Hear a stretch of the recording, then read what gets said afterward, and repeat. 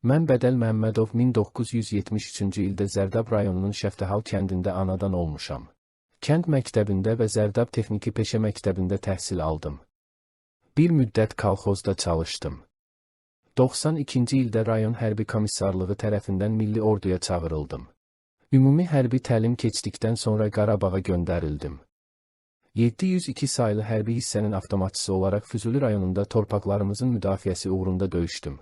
Hissəmiz Azərbaycanın ilk hərbi birləşməsi olan 701 saylı hərbi hissədən sonra yaradılmışdır və Qarabağın müxtəlif bölgələrində döyüş əməliyyatlarında iştirak etmişdir.